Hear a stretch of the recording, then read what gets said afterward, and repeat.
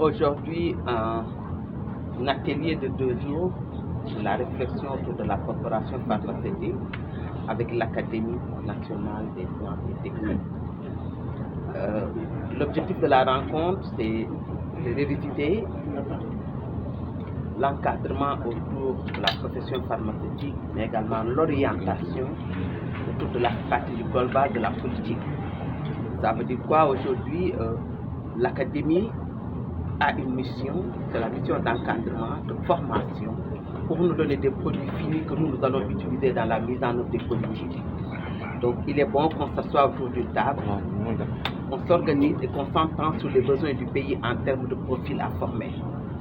Ce que nous saluons aujourd'hui autour de l'Académie, c'est cette bonne organisation de la filière pharmaceutique qui ne date pas d'aujourd'hui et qui aujourd'hui est en train de s'activer, de se contextualiser par rapport à nos besoins.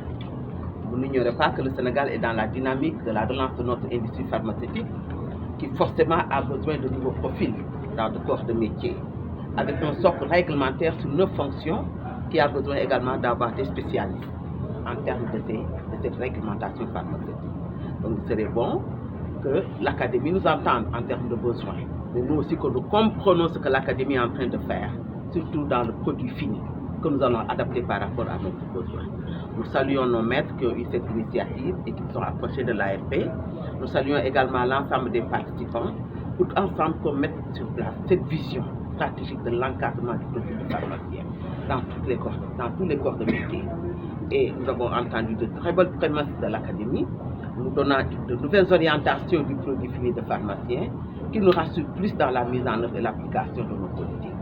Donc nous saluons tout le monde et nous avons l'OMS avec nous qui a accompagné l'ARP depuis sa naissance jusqu'à aujourd'hui où nous flottons à ce niveau de maturité 3 qui va encore rassurer la production industrielle. Vous savez que la vente illicite des médicaments, c'est une politique. La lutte, c'est une politique. Il faut mettre le cadre de lutte qui est multisectoriel. Le ministère de la Santé l'a déjà fait avec un arrêté.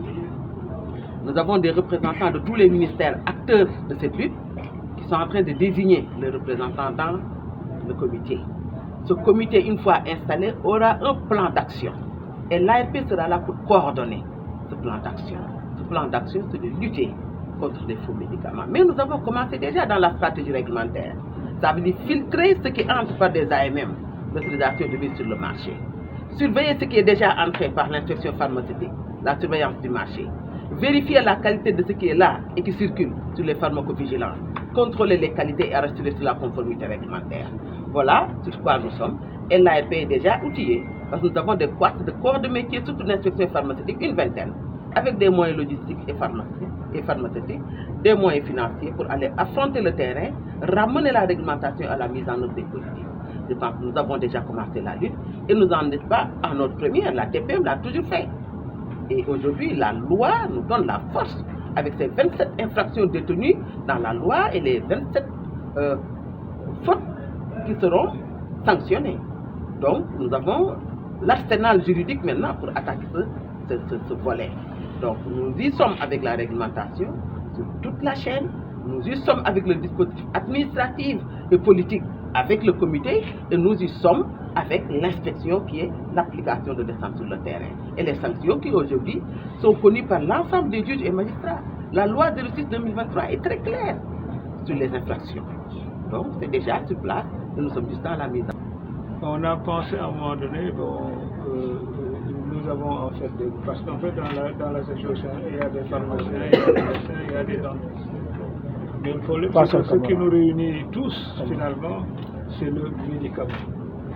Et donc, nous avons estimé qu'il était bon que nous rencontrions justement l'organe. Il y a beaucoup de possibilités, mais malheureusement, les gens se focalisent surtout sur le médicament. Et donc, nous avons estimé qu'il était bon que nous puissions nous retrouver avec l'agence de réglementation pharmaceutique pour parler justement de la formation du pharmacien. Déjà, donc vous avez vu, parce qu'on supprime toutes les options, de parler en fait du médicament, pratiquement de sa conception jusqu'à sa distribution au niveau en fait du patient. Et c'était ça en fait notre truc. Donc nous allons continuer. Aujourd'hui nous avons abordé la formation. Tout à l'heure nous parlerons en fait des aspects législatifs. Cet après-midi nous parlerons en fait de la distribution. Demain nous parlerons en fait justement de la tendance ou de l'option de souveraineté pharmaceutique. Et tout cela en fait contribue justement à faire le link. Et nous, au niveau de l'académie, cela nous amène donc à réfléchir pour essayer de voir dans quelle mesure donc, nous pouvons accompagner l'agence sénégalaise de réglementation pharmaceutique ainsi que en fait toutes les autres en fait entités qui tournent autour de la profession pharmaceutique.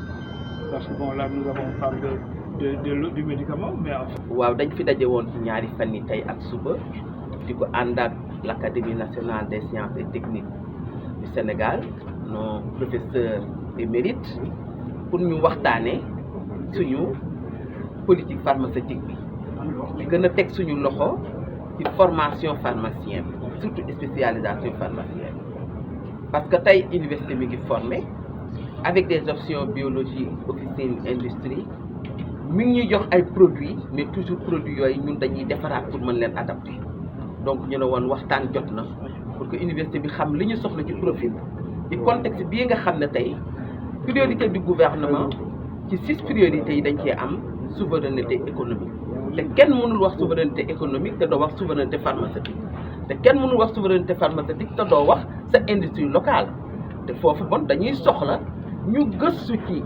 meññeetu garab yi muy pharmacopée bi ñu am dañuy soxla ñu liggéey ci industrie ñu contrôler garab yi mais également ñoo xam ne dañuy ñëw nag appliquer la réglementation pour ñu respecter ko kon xam nga ne loolu yëpp dañuy soxla ay corps de métier te suñu waxtaanul xëy na mën na am lu ñu bàyyi donc waxtaan boobu c'est juste organiser waat formation bi fekk nañ leen déjà ñoom ñi ngi ci kon buñ leen gënee àndandoo dinañ mën a génn ay corps de métier yoo xam ne dinañu adapté ci li ñu bëgg ci Sénégal pour que ñu mën a relancer suñu industrie. Madame Ndao wax na ko xanaa dañ koy bamtu rek mooy toog waxtaan ci maanaam mbirum pharmacie suñ ko déggee li ci ëpp garab rek la ñuy xalaat te pharmacie kon ubbi na lu ne nekk dem nañ ci waaye ñun li ñu soxaloon tey mooy wax naka la ñuy pharmacien bi naka la ñu koy former waaye nañ koy jàngale ba nga xam ni mu am lijaasa mën a jëriñ ba pare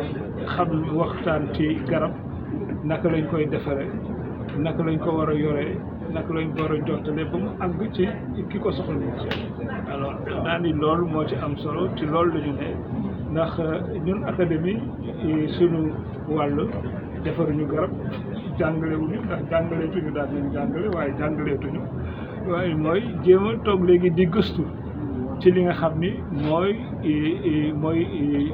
li soxal réew mi parce que lépp lu ñu def rek ñun ci réew mi lañ ko jëmale moo tax tey ñu daje ak waa ñoom soxna Oumou Kalsoum ak njabootam waxtaanee loolu